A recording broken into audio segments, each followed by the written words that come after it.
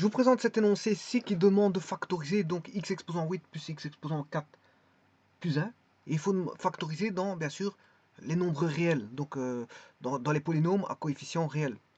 Donc il faut factoriser dans les polynômes à coefficients réels. Bon, on peut avoir deux produits. Factoriser, c'est avoir des facteurs, hein, c'est-à-dire avoir des produits. Bon, alors les produits, on peut avoir, comme on a un exposant 8, un exposant 8 peut donner une expression, un polynôme fois un polynôme, hein, c'est un cas de figure, soit on peut avoir ceci, 3 polynômes, 4 polynômes, hein, vous aurez tout compris qu'on peut avoir un degré, je vais l'indiquer en termes de degrés, là on peut avoir un degré 4, un degré 4, un degré 2, 2 et un 4, ça fait 4, on peut avoir un 4, on peut avoir un degré 3, un degré 5, etc. Voilà, mais maintenant, sachez qu'on est dans un polynôme à coefficient réel. Hein. Voilà. Ouais, ici, je raconte une bêtise parce que je ne peux pas avoir 3, 5. Je peux avoir un exposant 3. Un exposant 3, ça fait 6. Et un exposant 2. On peut avoir tous les cas de figure. Bon, tous les cas de figure. Mais maintenant, je ne sais pas ce qu'on va avoir. Je ne sais pas ce qu'on va avoir. Donc, je ne veux pas... en tout cas, un degré 8, c'est ça. On peut avoir... Quand on aura une factorisation, on aura des produits. Bon, peut-être qu'on aura un degré 2, polynôme de degré 2 avec un degré 6, peu importe. Je ne sais pas ce qu'on va voir ici. Mais en tout cas, il y a quelque chose qui peut mettre la puce à l'oreille. C'est que tout d'abord, le polynôme, ici, il n'est pas complet. Il est incomplet. On a un polynôme incomplet. Voilà, ça c'est déjà une chose fondamentale. On peut percevoir qu'on a un polynôme incomplet, bien, il est ordonné, bien sûr ordonné, et les coefficients, ben, regardez que les coefficients vaut 1, 1, et le terme indépendant vaut 1. C'est pas anodin, donc ce qui va faciliter grandement la chose. Parce qu'imaginez-vous que vous allez mettre 124 ici. Bon, ça va changer toute la donne. Hein. Ça va changer au niveau de les écritures. Bon, les écritures vont être un peu plus difficiles, on va dire, parce qu'il y a des noms plus grands à traiter. Bon, alors je disais qu'on a affaire à un polynôme de degré 8.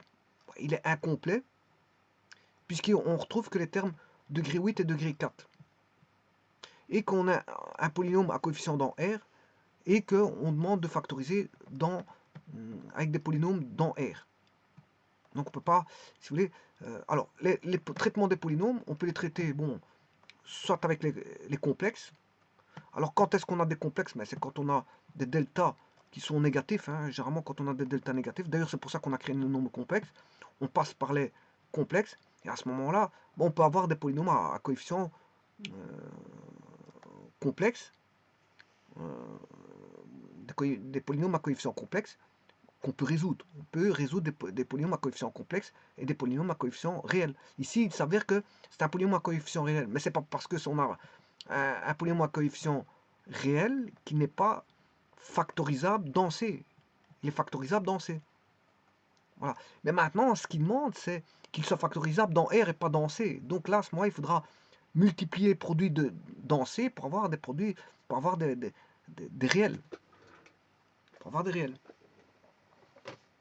Alors ici, ce qui est bien, c'est qu'on a un complexe avec coefficient réel. Ce qui veut dire, si on a des complexes qui sont racines, ben, on aura z qui est racine, mais on aura son conjugué. Pourquoi? Parce que d'office, hein, parce qu'on a un polynôme à coefficient réel. Et c'est le cas dans les coefficients réels. Quand on a z qui est racine, ben, son conjugué est racine. C'est pas forcément le cas pour les polynômes à coefficients complexes. On n'a pas ça dans les polynômes, on n'a pas forcément ça dans les polynômes à coefficients complexes. Mais dans les coefficients réels, si on trouve un complexe, z, ben, son conjugué sera aussi racine. Donc ce qui veut dire que quand vous allez multiplier bon, x moins z et son conjugué x plus z,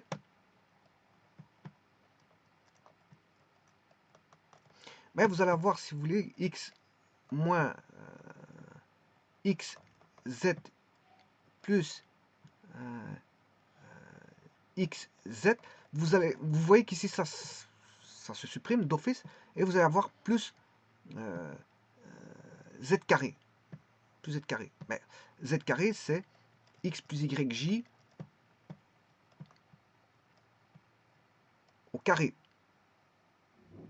Ah oui, je m'excuse, je me suis trompé. Non, je me suis trompé. Je raconte une bêtise. Je raconte une bêtise. Je me suis trompé. C'est x moins z fois x. Voilà, c'est ça que je voulais dire. Parce que quand on a dans les coefficients réels, quand on a z, on a son conjugué. Donc ça va faire x carré moins x z plus x z bar, voilà, plus z fois z bar. Or ceci, c'est d'office un réel. Hein. Voilà. Si vous voulez, si j'écris ceci, c'est le module. C'est le module. Donc, ça, c'est le module de z au carré.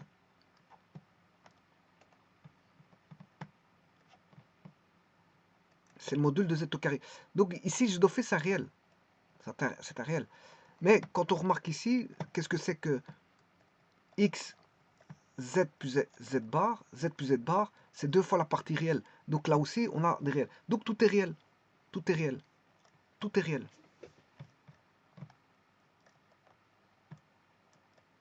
Là, moins 2 fois la partie réelle, z fois x. Donc on a des réels partout. Voilà.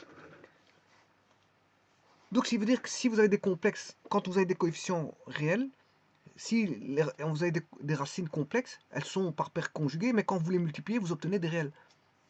Ouais, donc on peut décomposer x8 en 8 racines, si vous voulez. On aura 8 racines. Peut-être 8 racines, hein, on verra.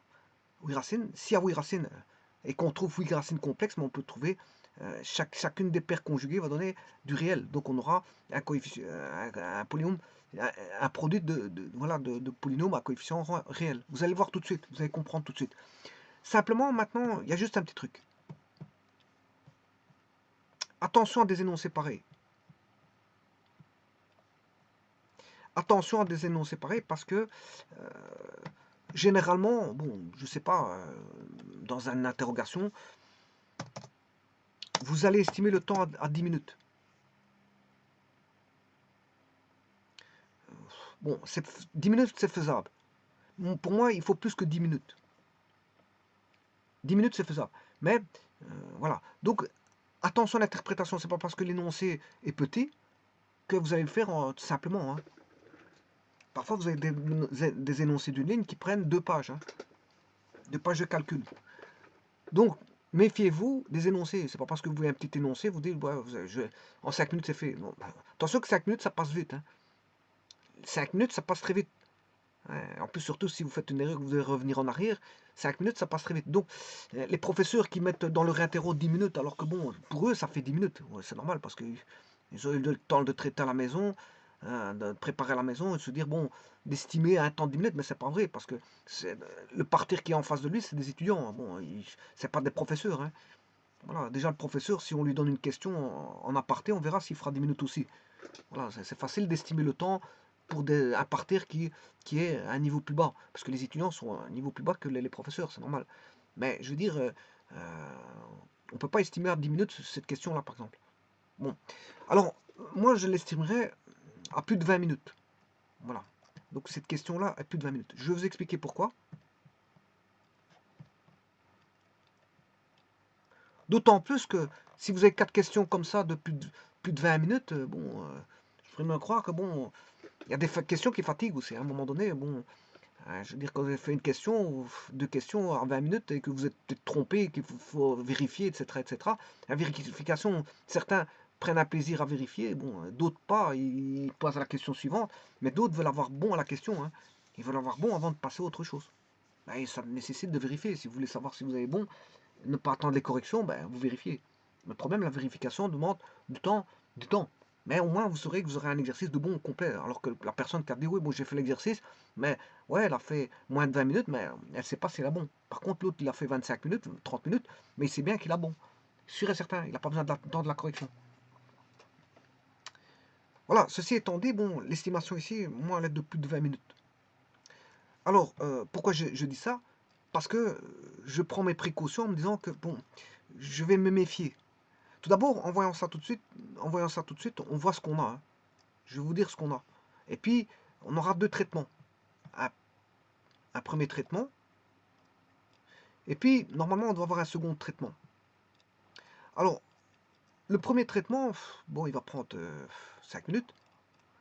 Par contre, le second traitement va prendre, c'est lui qui va prendre tout le temps, plus de 15 minutes. Pourquoi? Parce que je me méfie avec le X8. Je me dis, bon, je vais avoir des racines énièmes. Racines énièmes. Voilà, je vais avoir des racines énièmes, peut-être des racines énièmes de Z. Ce qui va faire en sorte, ben, si j'ai des racines huitièmes, ben, j'ai 8 racines. Hein. 8 racines. Donc il faudra les écrire toutes. Et le fait d'écrire, ça prend du temps. Ça prend du temps. Bon, maintenant, je peux commencer les traitements. Je vous ai dit que, bon, il y a deux traitements. Ouais, je vais les faire tout de suite. Alors, là, j'ai une équation qui est, on va dire, je vais poser. Hein, quand vous avez ça, vous posez. Alors, posons. En anglais, ça se dilette. Hein. Quand on dit poser, on dilette. Enfin bref. Ici, posons, je sais pas moi, on va l'appeler y égale x carré. Voilà. En faisant ça, si je pose y égale x carré, j'ai... non, c'est x4. Je vais mettre le plus grand... au niveau des puissances, je vais mettre le plus petit commun multiple à 4 et 8, mais c'est 4. Voilà. Parce que 8, c'est 4 fois 2. Et 4, c'est 4 fois 1. Donc, le plus petit commun multiple, c'est 4. Bon. Alors, x4, à ce moment, j'ai une autre équation qui est y4 plus y carré plus 1. Équation bicarrée.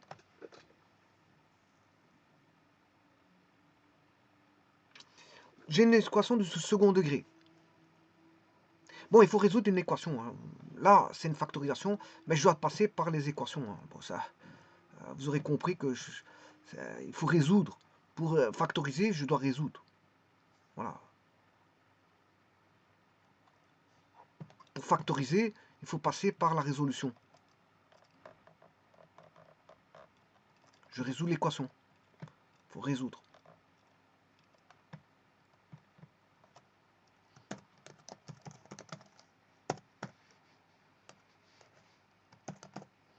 Bon, c'est un passage obligé, mais là, on a une équation de second degré.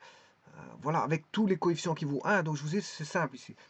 Donc, ce qui veut dire que le A vaut 1, le B vaut 1 et le C vaut 1. Donc, on a delta qui vaut B carré moins 4 fois A qui vaut 1 fois C. Bon, le delta, il vaut ce qu'on appelle le discriminant ou le réalisant. Il vaut moins 3. Alors, moins 3, là, vous voyez que dans R, c'est indécomposable, c'est normal. Mais on sait le décomposer dans C. Voilà, on va retomber dans C, puis je vais retomber dans R en remultipliant, comme on a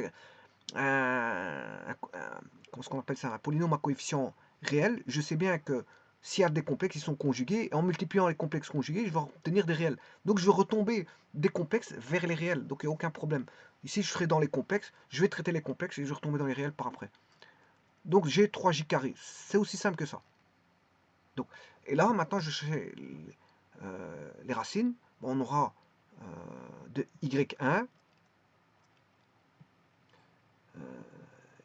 y1 égale moins b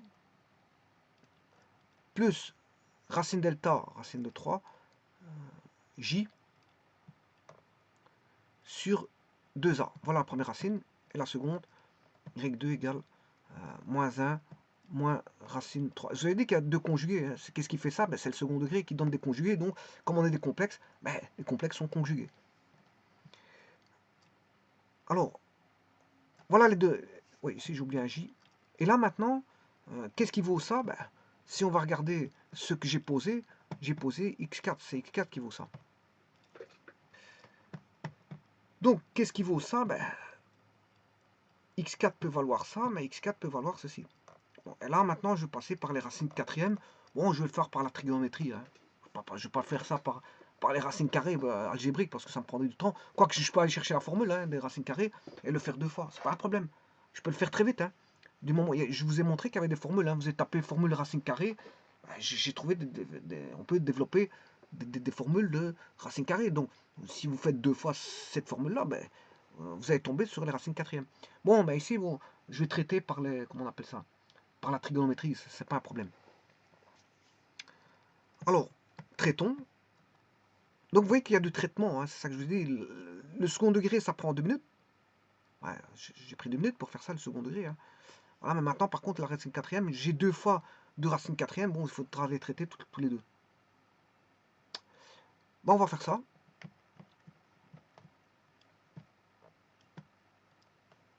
Donc, ici, pour traiter les racines, donc on a moins 1 plus racine 3 sur 2. Donc, x4, c'est rho 4, 6, 4 θ. Ça, c'est x4. Hein. Alors, x égale rho 6 phi. Rho 6 θ. Θ, parce qu'ici, c'est θ. Alors, et ça doit valoir moins 1 plus racine 3 sur 2 j, ce qui veut dire moins 1 demi plus racine 3 sur 2 j. Et ça, bien sûr, c'est le cosinus de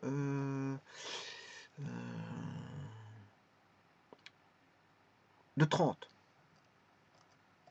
Cosinus de 30 plus sinus de 30 j. Bon, je vais regarder, je vais vite contrôler parce que c'est vrai que parfois, je me dis, parce qu'il faut faire attention entre le 60 et le 30. Hein.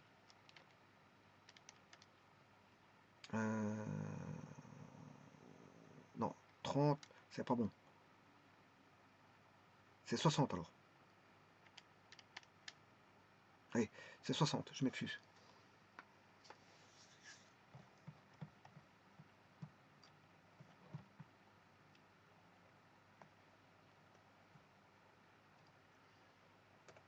Je vous dis, je confonds toujours le 30 et le 60, mais enfin bref.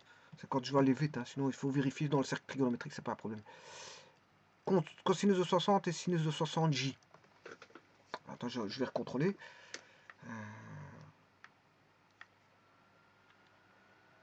Cos de 60.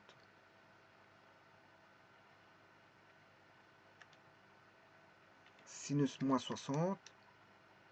Sinus 60. Ouais. Voilà.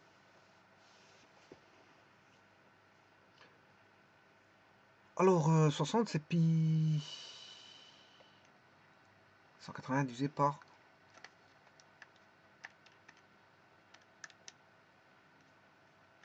180 divisé par 3.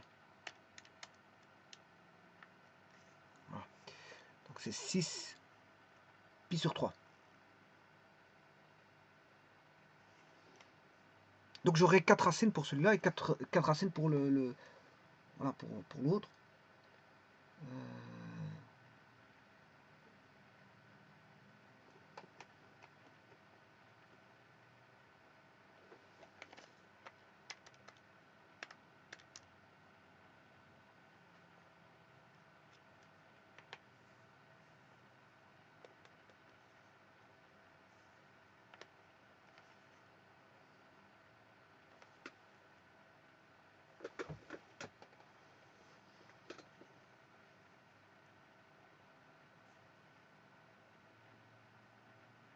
Bon, je vais aller voir quand même sur GeoGebra. 6,60. Et le module, il fait 1 ici. Hein. Je fais 1 quart plus 3 quarts. Le module, ça fait 4 quarts. Racine carrée de 4 quarts, ça fait 1. Le module, il fait 1. Donc, c'est voilà, un complexe de module 1.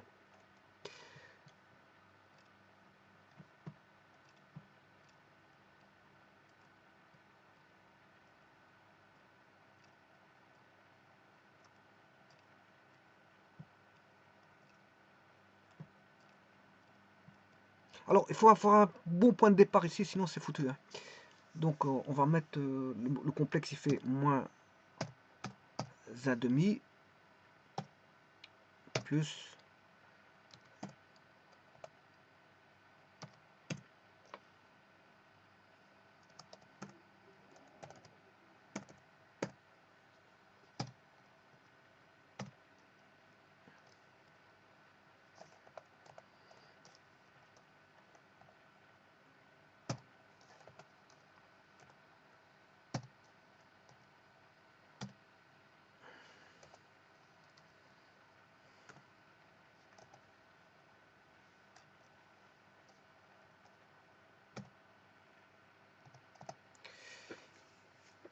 voilà.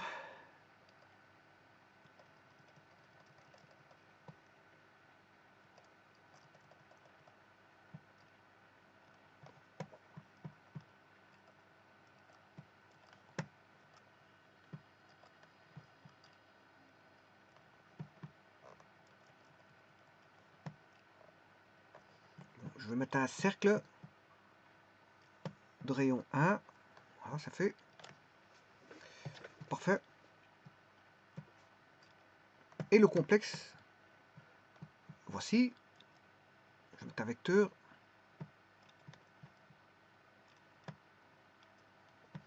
Voilà. Et je vais mettre son conjugué de sur de Z.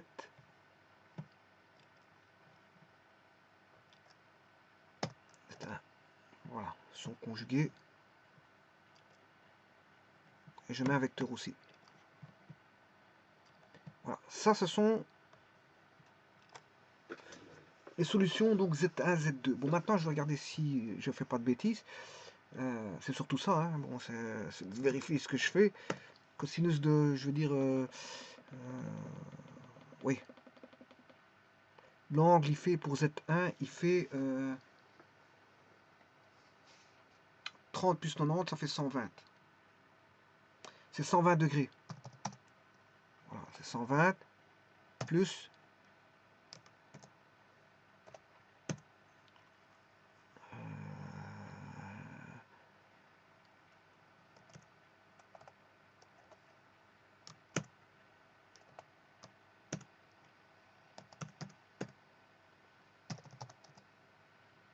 voilà, c'est ça.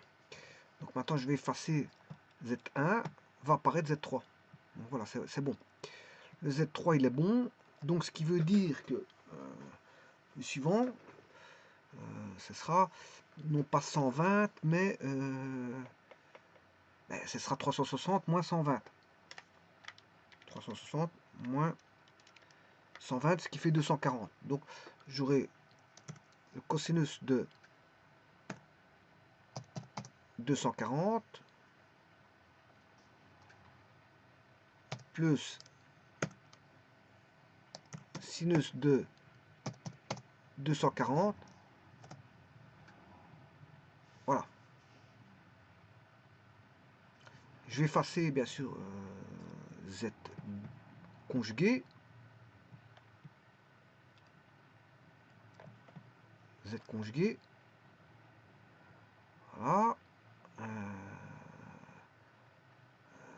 Et on a bien sûr Z4 qui est ici. Oui, ça s'illumine quand voilà, je prends du stylo. Z4 est là. Ça. Le complexe Z3 et Z4 sont conjugués. Bon, alors maintenant on sait bien que les angles c'est 120 et 240. Ben, on va traiter ça sans aucun problème. 120 et 240, donc c'était pas 60. Hein. Maintenant on est plus clarifié là-dessus. C'est 120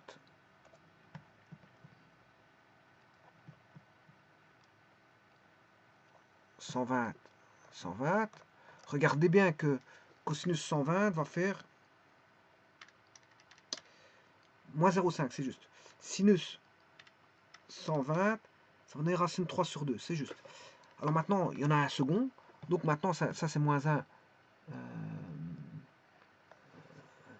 Moins 1 plus racine 3 sur 2. Voilà, c'est pour le premier. J'ai trouvé ça au niveau trigonométrique ce que ça valait. Voilà. Et maintenant, je fais le second. Ça, c'était pour le moins 1 plus racine 3 sur 2. Et maintenant, je fais moins 1, je fais le conjugué, moins 1 moins racine 3 sur 2, qui est l'angle de 240. Donc, je recopie tout ceci ici, et je vais mettre juste 240. Voilà.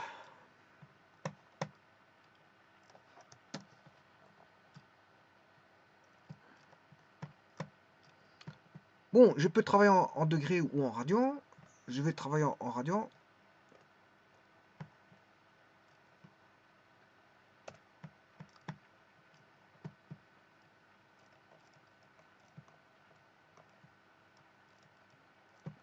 Bon, je vais le mettre en radians. Voilà. Ça, c'est 6. Alors, 120, c'est 360 divisé par 3. 360, c'est 2 pi sur 3. Voilà. 240, ben, c'est 4 pi sur 3 parce que c'est 120 fois 2. Et comme 120, c'est 2 pi sur 3, ça fait 4 pi sur 3. Voilà. Alors, on a un complexe de module 1. Hein, donc, ρ exposant 4 valant 1 pour les deux. Hein, pour celui-là, ρ4 égale 1. Celui-là, ρ4 égale 1. Ben, vous avez compris que c'est un complexe de module 1. Donc, ρ vaut 1. Il n'y a pas besoin de calculer ça pour savoir que ρ vaut 1. Je fais la racine quatrième de 1, ça fait 1.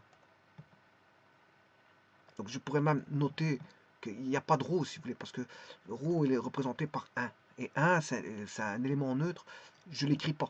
Une fois quelque chose, ben, le 1, c'est comme s'il n'intervenait pas. Voilà, on a ceci. Donc ce qui veut dire que j'ai déjà grandement simplifié les expressions.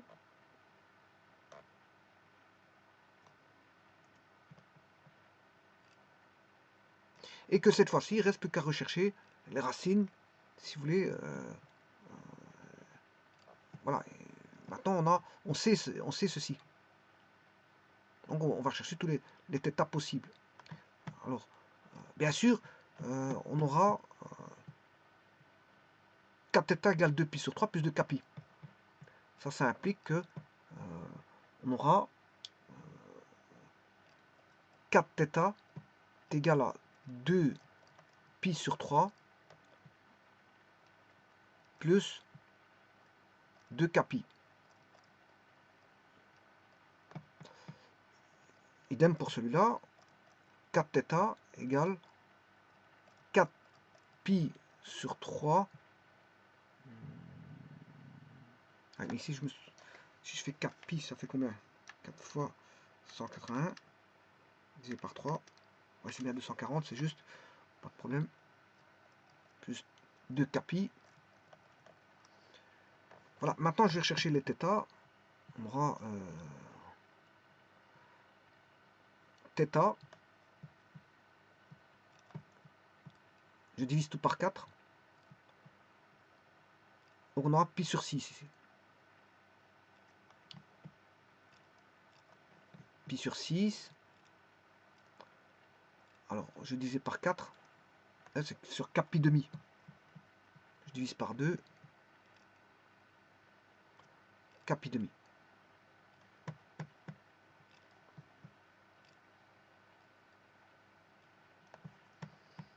θ, je divise par 4. Il va rester pi sur 3. Plus 4 pi demi.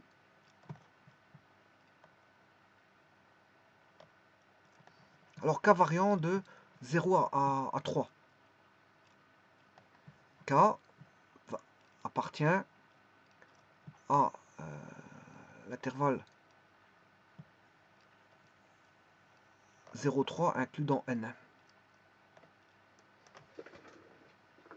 Comme ça, c'est pour vous dire... Pourquoi inclus dans n? C'est pour vous dire que je prends 1 et 2.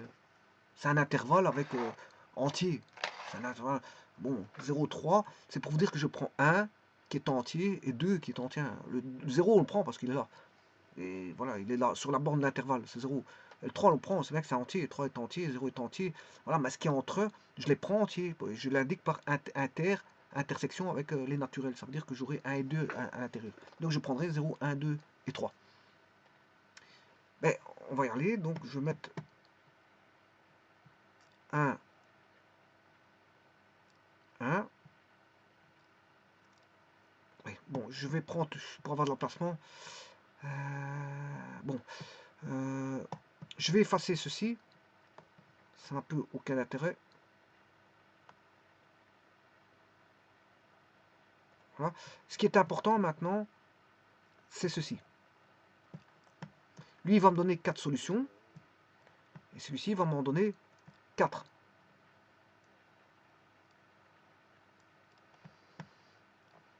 Voilà. Ils vont chacun m'en donner 4. 4 plus 4, ça fait 8. Ils vont me donner 8.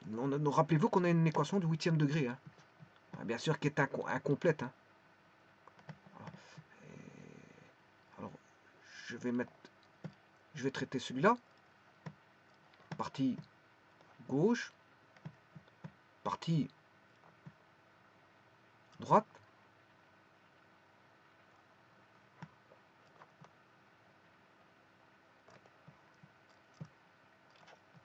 Moi ici, je suis en train de faire des bêtises là.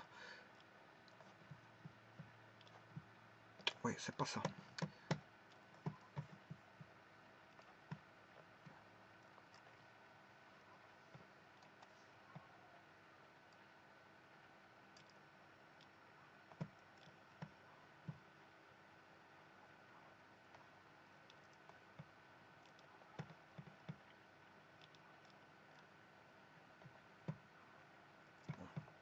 Je vais présenter les choses correctement parce que pour l'instant, elles ne sont pas présentables de manière correcte.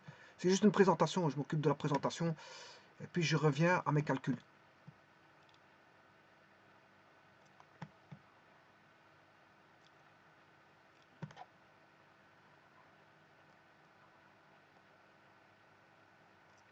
Voilà.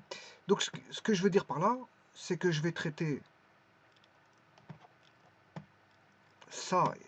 Pour celui de gauche, il y en aura 4. Pour celui de droite, il y en aura 4. 4 plus 4, ça fera 8. Voilà. Et alors bien sûr, le cas va varier hein, de 0 à 3. Parce qu'on a 4, ce sont des racines quatrièmes. Donc on aura n racines seulement, c'est-à-dire comme on a une racine quatrième, donc on aura 4 racines et 4 seulement.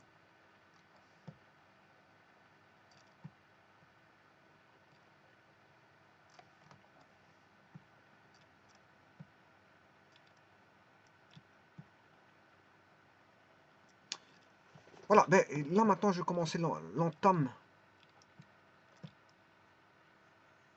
des racines, hein, des racines quatrièmes.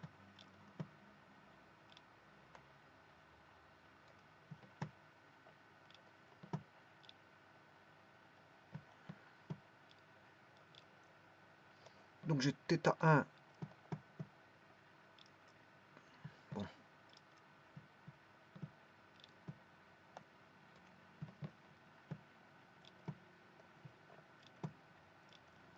On aura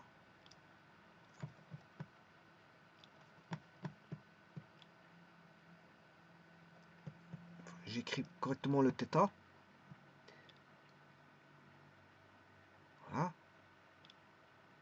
Espérons que je l'ai bien écrit. Voilà. Et maintenant, je vais faire une copie de ceci.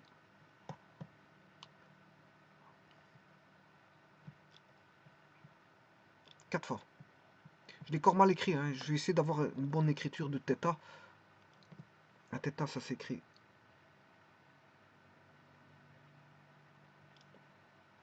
Là, il n'est pas encore bien écrit. Voilà. Je vais me satisfaire de ceci. Voilà, θ.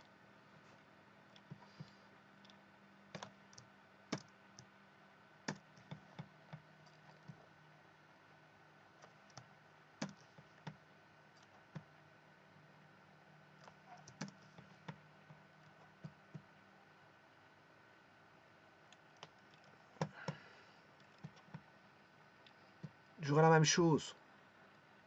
Alors on aura, bien sûr, θ1, ou s'il commence en 0, je peux l'appeler le θ0. Hein. Comme ça, je mets en phase avec le k. K égale 0, k égale 1, k égale 2, k égale 3.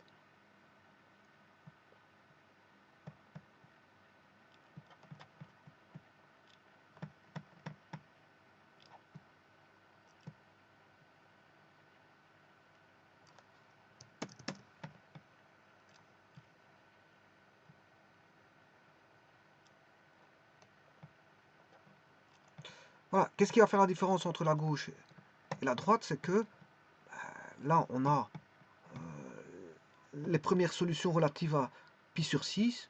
1, 1, 1, 1. Et là, j'ai les secondes réponses relatives à pi sur 3.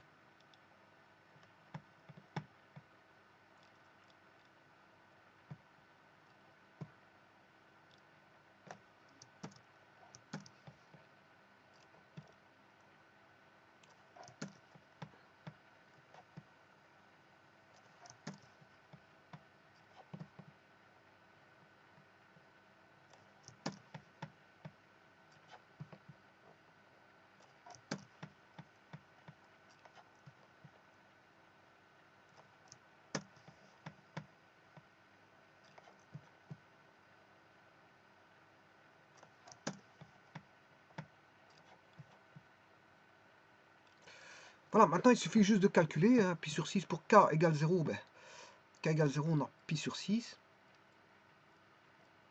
K égale 0, on aura pi sur 3. K égale 0, on aura k égale 1 maintenant. C'est pi demi plus pi sur 6. Alors pi demi, c'est 3 pi sur 6 plus pi sur 6, ça fait 4 pi sur 6.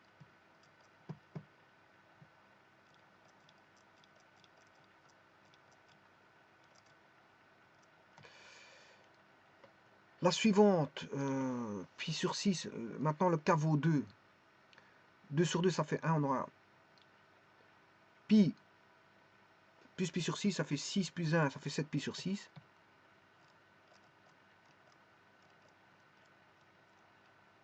Et le dernier, ben, k vaut 3, on aura 3 demi. 3 demi en sixième, on a fait x3, ça fait 9. 9 plus 1, 10 pi sur 6. Alors, comment voir si on a plus ou moins bon? On a 1, 4, 7 et 10. Vous avez fait chaque fois. On doit retrouver plus 3 partout. Si vous n'avez pas une somme constante, ça veut dire que c'est mauvais. Voilà. Donc, 1 plus 3, 4, 4 plus 3, 7, 7 plus 3, 10. Donc, moi, ça me permet de dire que j'ai bon. Mais je vais le vérifier sur GeoGebra sans aucun problème. Alors, maintenant, je fais la même chose avec pi sur 3. Si k vaut 1, on a pi demi en tiers. Oui, il faudra mettre en sixième. Ce qui fait pi sur 3 en sixième, c'est 2 pi sur 6. Donc j'ai 2 pi sur 6. Et si k vaut 1, on a pi demi en sixième, ça fait 3. 3 plus 2, 5 pi sur 6.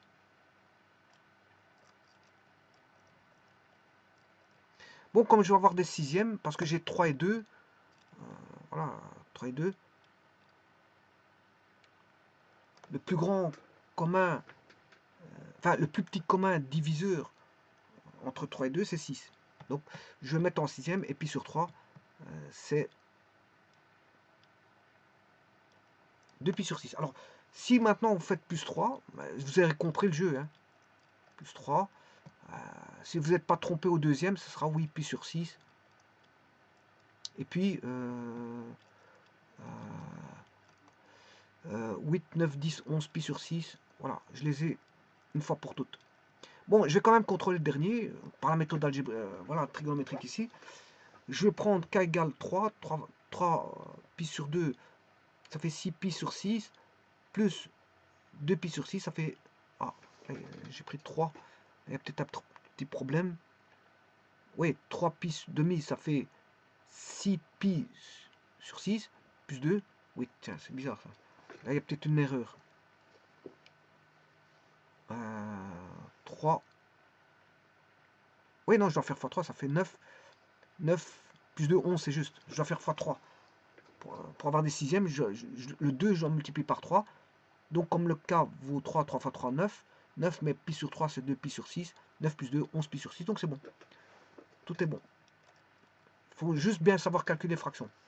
Bon, là, je vais représenter les racines.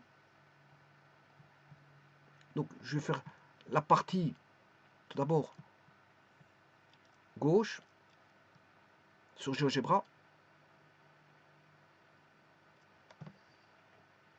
Donc, on va débuter en pi sur 6.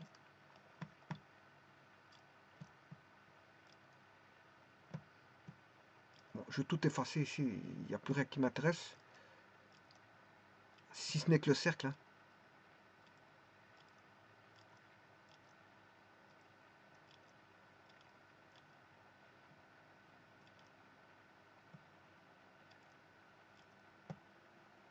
De toute façon, je vais retracer le cercle, c'est pas un problème. Alors maintenant, je vais noter cosinus de pi sur 6, 180 divisé par 6, c'est 30. 30 degrés.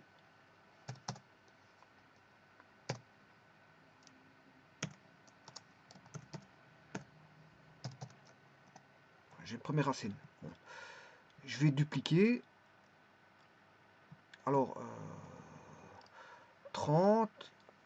Pour voir la suivante.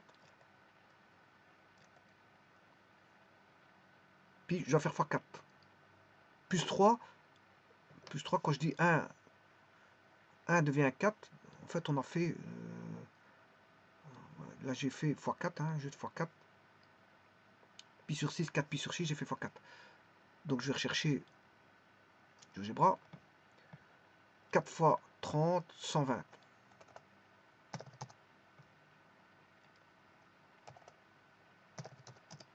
Voilà la seconde. Alors, je vais mettre mon cercle de rayon 1.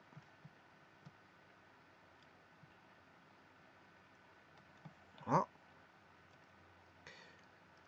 Ma deuxième racine. Je vais mettre la troisième.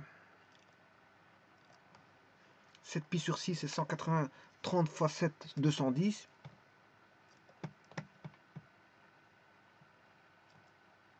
Duplique. Je mets 210. Vous voyez que la racine huitième ici, il faut du temps pour la résoudre, hein, parce que vous devez résoudre, c'est ce que je vous ai dit au départ. Ça prend pas 2 minutes pour faire ça. Hein. Bon, voilà. Et en fait, le dernier, ben, on a, si je regarde bien, on a, maintenant il suffit de regarder 30, 120. La différence, c'est combien? C'est 90. Oui, 90. Ce qui veut dire 90 plus 210. 300. Je duplique, je mets 300.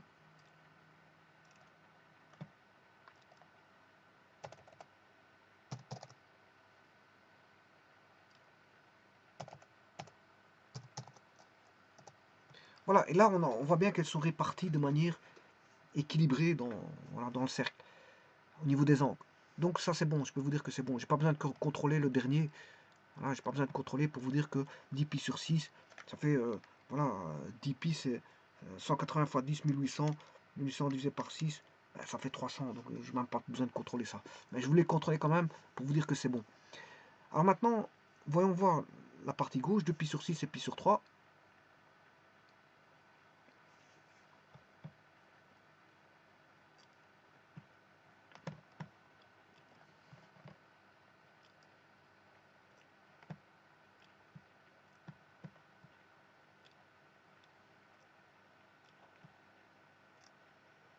Je fais CTRL, CTRL, je sélectionne, j'ai complètement loupé, j'ai retiré ça, je vais me mettre en sélection, ou déplacer, ou me retourner dans la zone d'édition, je sélectionne un, deuxième vecteur, avec la touche CTRL, que je maintiens appuyé, voilà, et là je vais chercher les propriétés, voilà, je mets une couleur, mettre rouge. C'est pour vous dire que c'est les premières solutions à gauche. Hein. Voilà, c'est les premières solutions à gauche. Parce que maintenant, je vais faire l'entame des deuxièmes solutions à droite. C'est-à-dire pi sur 3. Ce qui fait pas se tromper, parce qu'on se trompe souvent entre pi sur 6 et pi sur 3. Parce que pi sur 6, il y a un 6, on se dit, bon, on peut confondre avec 60 degrés, mais en fait, pi sur 6, c'est 30, et pi sur 3, c'est... Là, 2 pi sur 6 et pi sur 3. Voilà, ce qui fait 60. Alors, je duplique. Z4, je vais dupliquer Z4, je mets 60,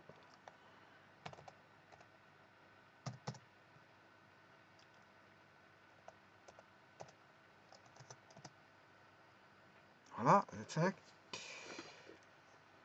Alors, je vais dupliquer pour voir. Je vais chercher le suivant. Suivant, il est en 5 pi sur 6. 180 divisé par 6 fois 5. 150. Et alors, entre 150 et 60, décalage à chaque fois de 90. Voilà. J'aurai un décalage de 90. Donc, tous les 90, je vais faire plus 90 à chaque fois. Plus 90 degrés. Donc, ici, je vais faire dupliquer 60 plus 90 plus 90.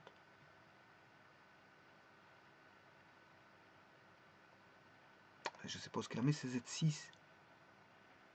60 plus 90, mais il n'a pas calculé. Ouais, parce que pour lui, c'est pas des degrés. Alors, il faudrait que je mette peut-être... Je vais recommencer ceci.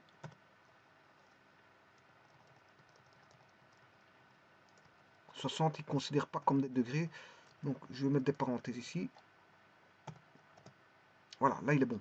Parce que le 60, il ne considère pas comme des degrés. Donc, je vais englober le 60 et le 90 ensemble. Bon, je duplique le dernier. Je fais dans la parenthèse plus 90. Ou alors plus directement plus 180. Parce que 90 plus 90, ça fait 180.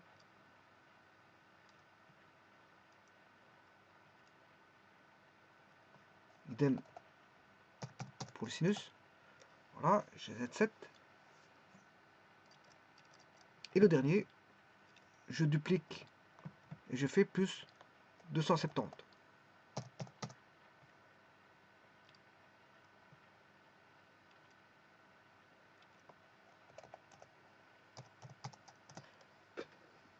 Voilà, et maintenant il a les 4 racines. Il a les 8 racines maintenant. Les 8 racines, je vais mettre un vecteur.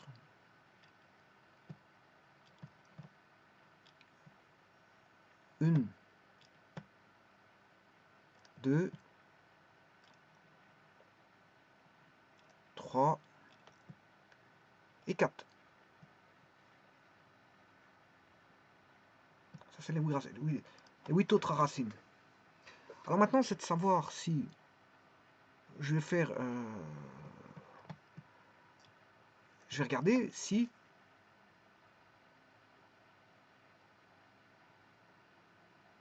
En espérant que c'est bon, je vais regarder si Z5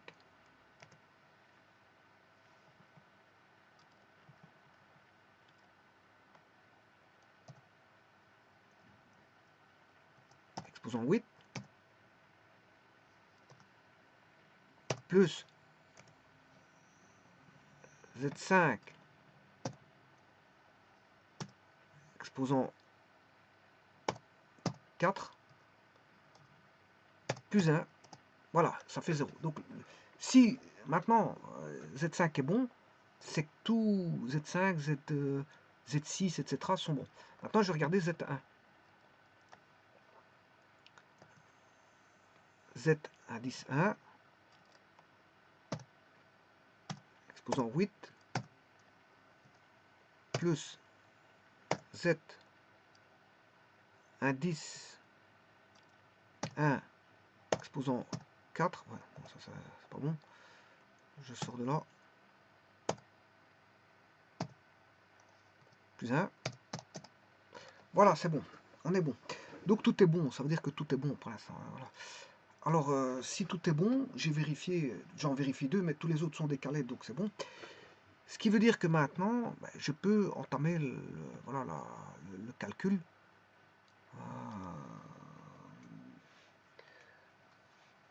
Pour avoir là, comment est-ce qu'on appelle ça, voilà. Alors, pour ça, il faudrait que j'aille chercher les conjugués. Qu'est-ce qui est conjugué? Z4, Z5, Z2, Z7, Z1, Z8. Oui, les conjugués sont là, je vais vous montrer. Par des segments, voilà. Z1, Z8 sont deux conjugués. Z4, Z5, Z2, Z7, Z8, Z6.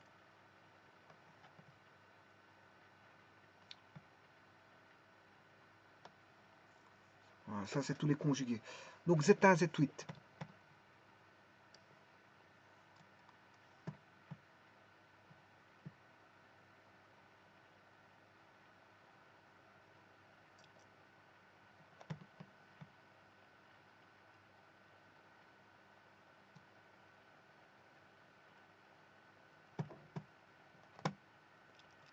Voilà, maintenant je vais faire la factorisation. Pour l'avoir dans R, il faut que je multiplie les conjugués entre eux pour avoir. Parce que j'ai 8 racines complexes, hein, je vous l'ai dit. J'ai 8 racines complexes. Ben, je prends 4 conjugués. Et 4 conjugués, avec 4 conjugués, chacun des conjugués vont donner des réels. Hein. Donc apparemment, normalement, je devrais avoir un facteur, voilà, un facteur de 4. Comme ceci. 1, 2, 3, 4. Et là, on aurait un degré 2 avec un degré 2, avec un degré 2, et un degré 2 qui donne un degré 8. Voilà. Donc ce serait l'idée, ce serait ça. L'idée, c'est ça. Maintenant, encore faut-il aller rechercher les conjugués et les multiplier sans se tromper. Alors, je vais chercher Z1, Z8.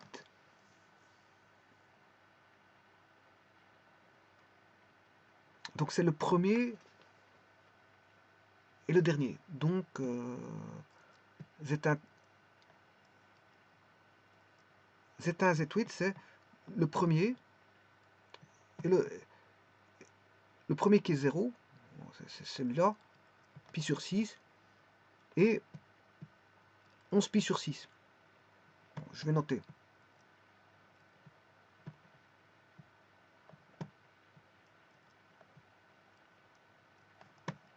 Z moins 6 pi sur 6 fois Z 6 11 pi sur 6.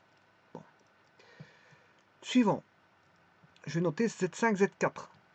Ça, c'est le Z5, c'est le premier du membre de gauche, de droite, je m'excuse. C'est le premier et le premier et le dernier. Le premier du membre enfin le premier du côté droit, et le dernier du côté de gauche. On va chercher ça. Le premier du côté droit et le dernier du côté gauche. Donc 2 pi sur 6, 10 pi sur 6. 2 pi sur 6.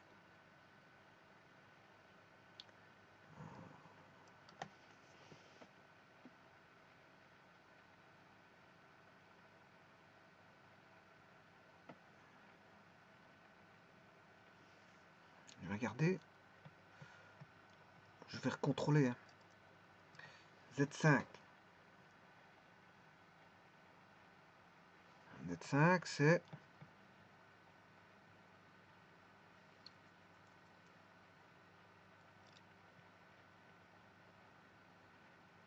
60.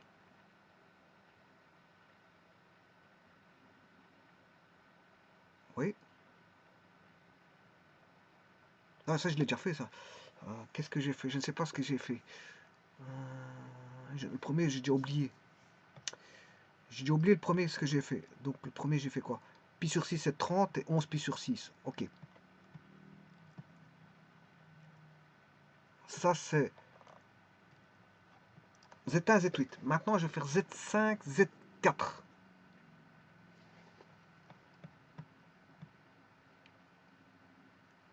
Z5, c'est pi sur 6. Et Z4, 300. Donc, pi sur 6, c'est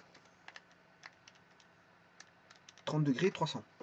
Donc, je vais prendre 30 degrés et 300.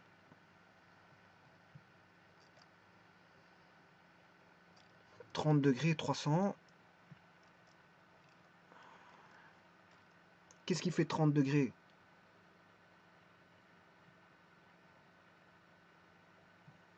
Ben, 300, c'est bien.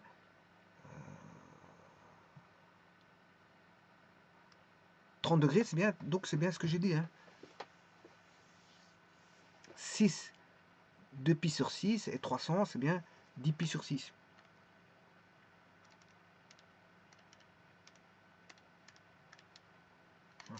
Donc c'est 2pi sur 6, 10pi sur 6.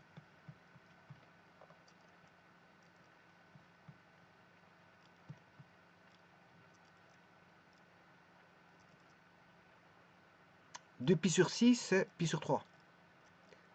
Bon, je vais laisser quand même en 2pi sur 6, hein, ça ne me dérange pas. Et 10pi sur 6. Je fais ça parce qu'au cas où si je devais me tromper, je sais où retrouver mon erreur. Hein. C'est pour ça que je ne simplifie pas directement. Voilà, 10pi sur 6. Voilà. Alors maintenant, je vais rechercher le suivant. Z2, Z7. Z2, 120. Et Z7. Z2, il est en rouge. Voilà. Rouge, c'est la partie gauche. Ouais. Z2 et Z7.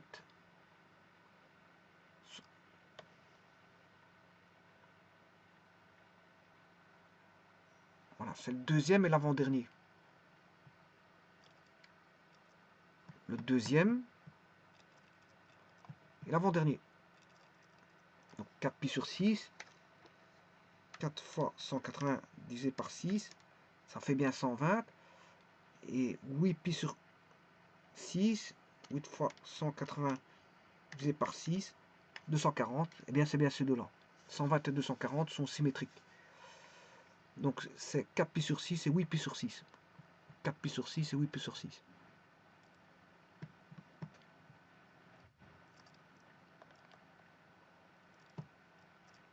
Pi sur 6 et 8pi sur 6. Et il en reste un dernier, ben, c'est les deux derniers qui restent. Je vais l'écrire tout de suite. Z moins, Z moins. Et il suffit d'aller chercher les deux derniers qui sont 7pi sur 6 et 5pi sur 6. 7pi 7 sur 6. 7pi sur 6 et oui, bien sûr avec un 6 et 5pi sur 6. Voilà. Maintenant, il suffit juste de multiplier.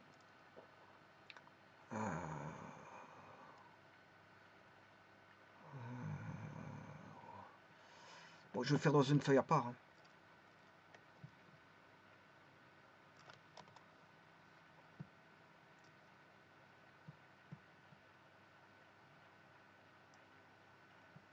Alors, 6 moins 6 pi sur 6, c'est cosinus.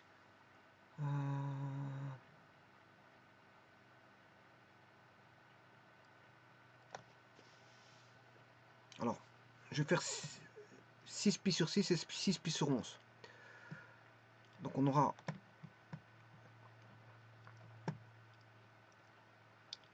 z carré moins 6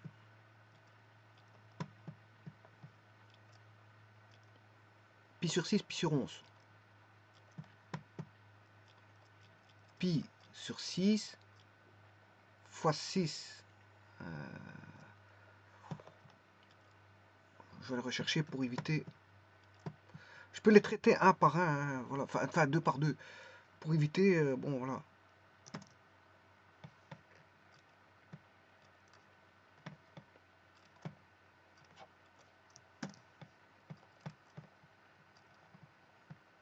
Celui-ci va me donner z carré moins.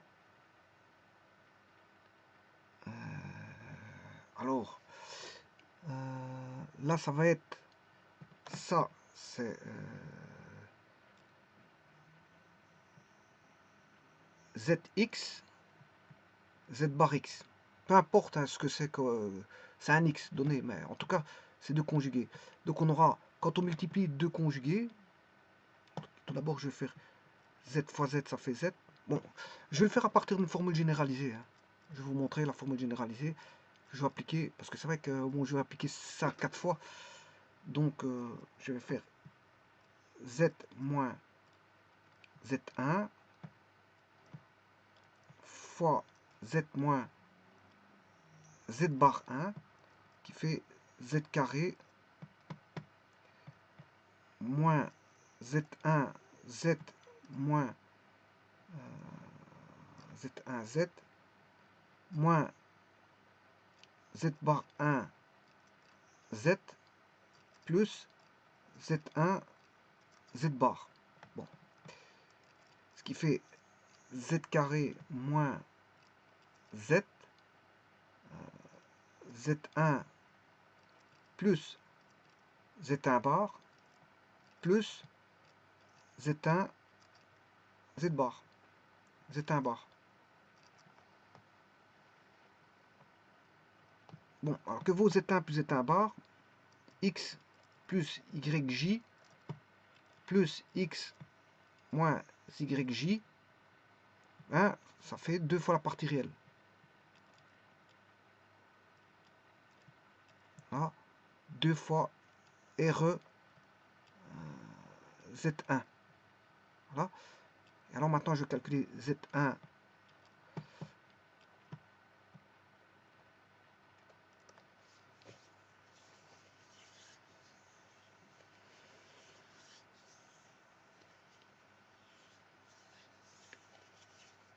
Z bar 1, X plus YJ fois X moins YJ, là, X carré moins Y carré, J carré, or J carré vaut moins 1, ce qui fait X carré plus Y carré. Donc c'est X carré plus Y carré.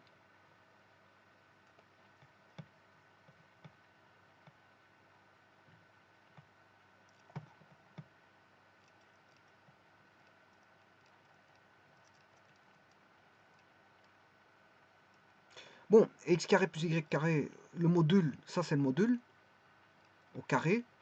Or le module il fait 1. Ils ont un module de 1. Donc ils auront tous plus 1. Ils auront tous plus 1. Dans tous ceux que je multiplie, il y aura tous Z carré. Voilà. Tous, ils auront Z carré. Je peux aller rechercher. Mais on aura, ce qu'il y a, on aura moins 2 fois. Il faut juste calculer la partie réelle. Voilà, de Z1. Bien sûr, fois Z, ici, il y a un Z que j'ai oublié. Fois Z. Plus le module qui fait 1. Ils seront tous de la même allure. Donc il suffit juste d'aller calculer les parties réelles. J'ai les parties réelles. Je vais calculer les parties réelles. De tous. Enfin, j'en prends un, je calcule la partie réelle. Hein. Voilà. Donc maintenant, je peux aller reprendre tous les produits. J'aurai celui-ci.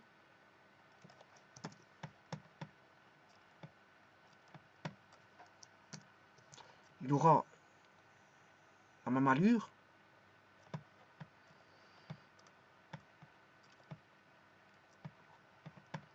Les deux suivants,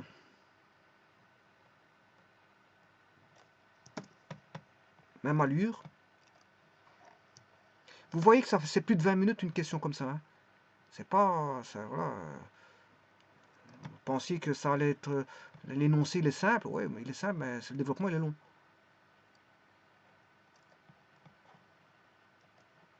Donc, n'allez pas croire que ça prend 10 minutes. Hein. Et si un professeur pense que ça fait 10 minutes, ben c'est lui qui l'estime comme ça. Ben bon, pour moi, c'est pas 10 minutes. 10 minutes, ça passe vite, je vous le dis tout de suite.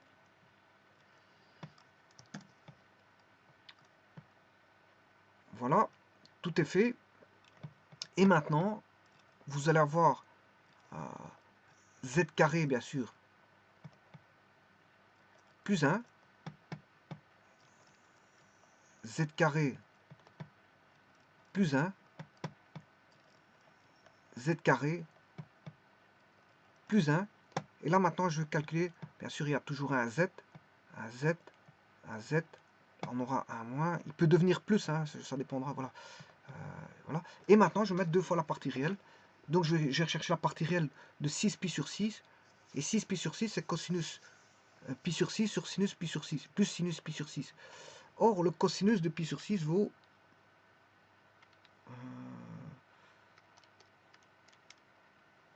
racine 3 sur 2 fois 2, ce qui fait racine 3. Donc là, on a déjà, pour le premier, on a déjà racine 3. Bon, vous prenez le cosinus, hein, pour avoir la partie réelle, c'est le cosinus. Donc c'est déjà un racine 3 ici.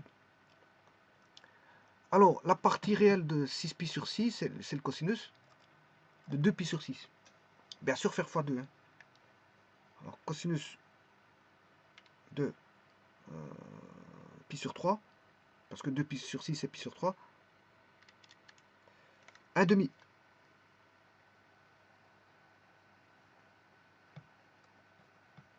Fois 2, ce qui fait 1. 1 demi fois 2, ça fait 1. 4 pi sur 6, c'est 2 pi sur 3.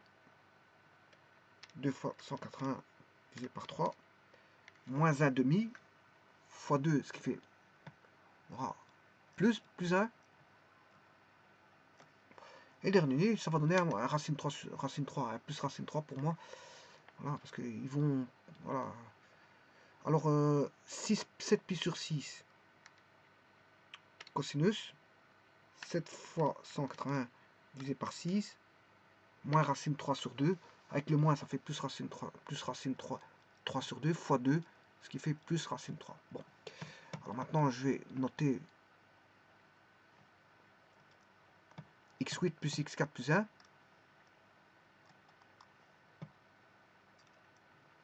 Voilà.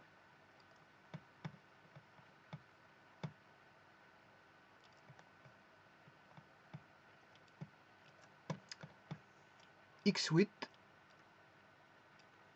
plus x4 plus 1 égale, la factorisation va donner exactement 1 degré 2 fois 1 degré 2 fois 1 degré 2 fois 1 degré 2, ça donne bien 1 degré 8. Alors vous allez avoir, les x, les z deviennent des x. Hein. X carré,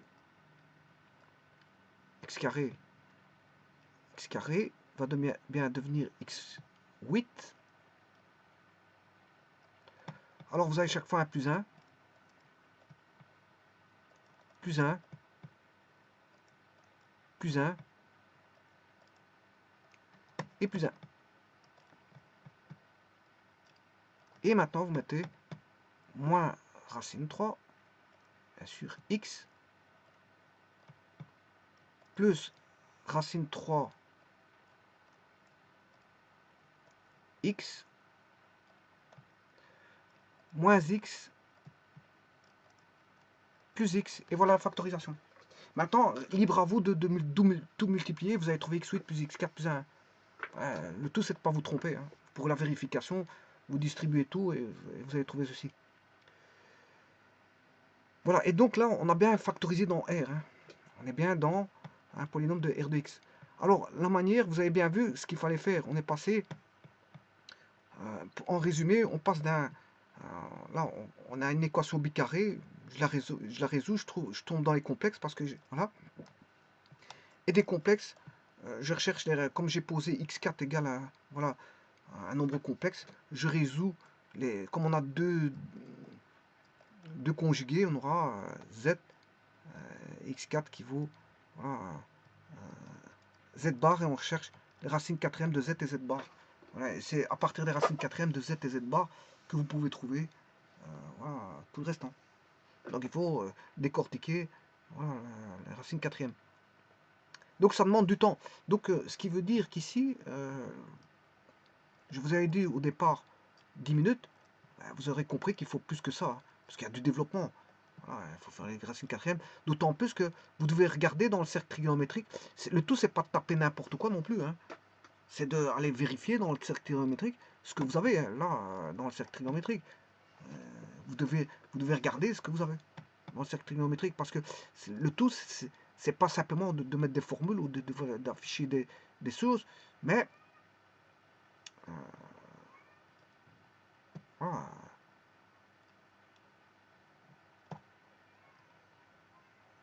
c'est pas uniquement d'afficher des choses, mais c'est aussi de contrôler des choses dans le cercle trigonométrique. Hein.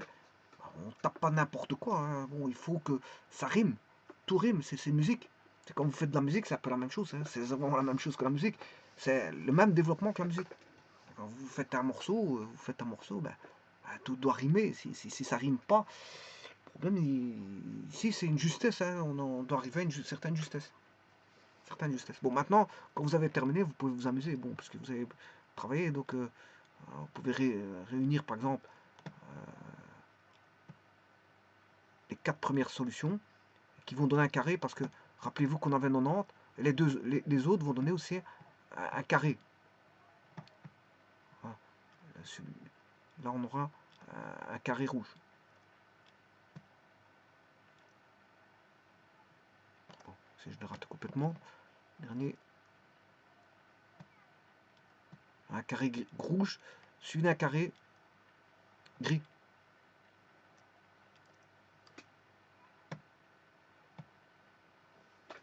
On aura 2 carrés, c'est normal. Hein.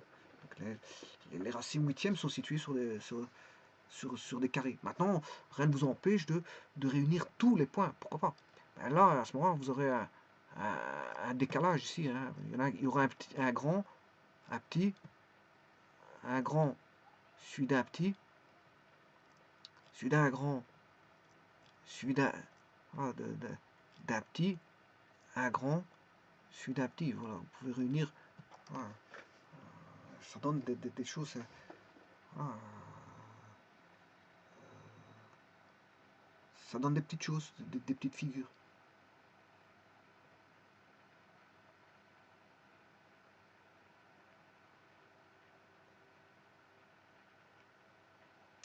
Alors, si vous voulez mettre en relief certaines figures, par exemple, vous prenez. Bon, si j'ai complètement raté mon coup, je dois me mettre en déplacé. Voilà.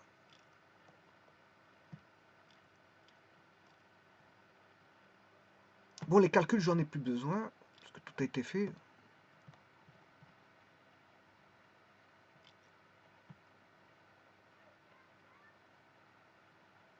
Voilà. Et vous pouvez vous amuser là-dessus. Hein. Par exemple, faire contrôle, vous sélectionnez des segments.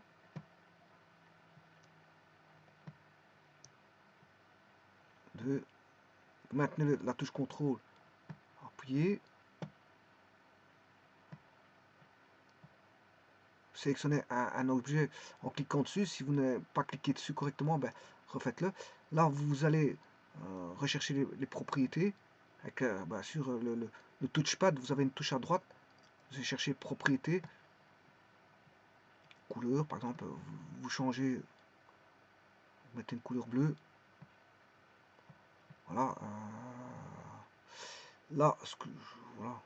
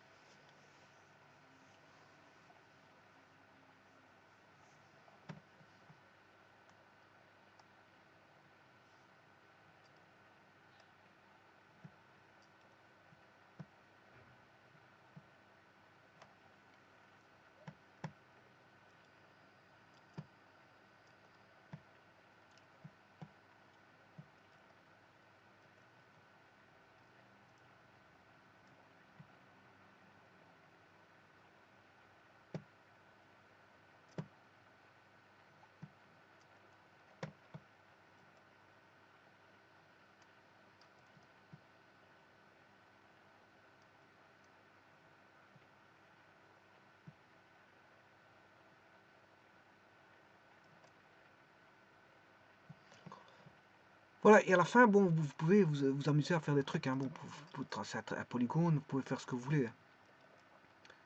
Polygone régulier, par exemple.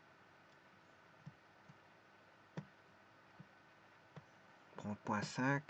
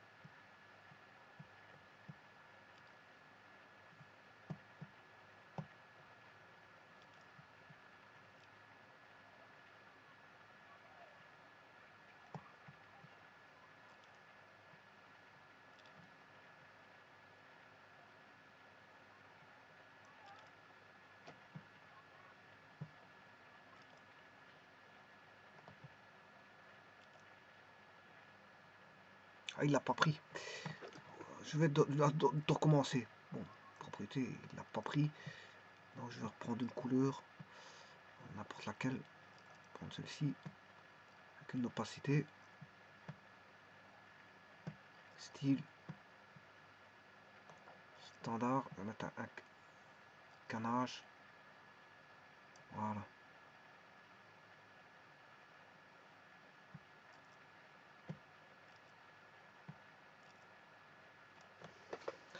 Voilà. Vous pouvez vous amuser. Donc en fait, ici, j'ai fait un canage. Bon, c'est ça. Une espèce de voilà.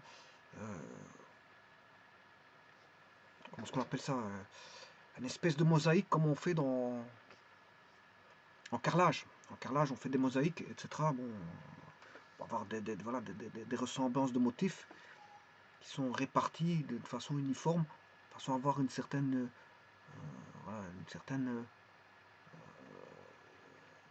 surface artistique posée au sol, de manière à ce que quand quelqu'un rentre dans une habitation, ben, perçoit voilà, le sol comme étant quelque chose d'agréable à voir, et donc qui fait partie du cadre d'une habitation, c'est le carrelage.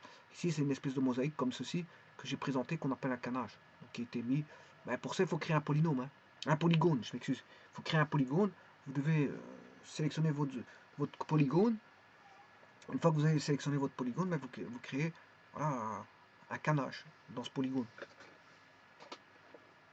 Voilà, et vous pouvez manipuler voilà, GeoGebra comme vous voulez, à votre guise, à votre envie, pour découvrir certaines, voilà, certaines fonctionnalités. On n'est pas forcé de tout vous apprendre. Parfois, vous devez aller vers la découverte.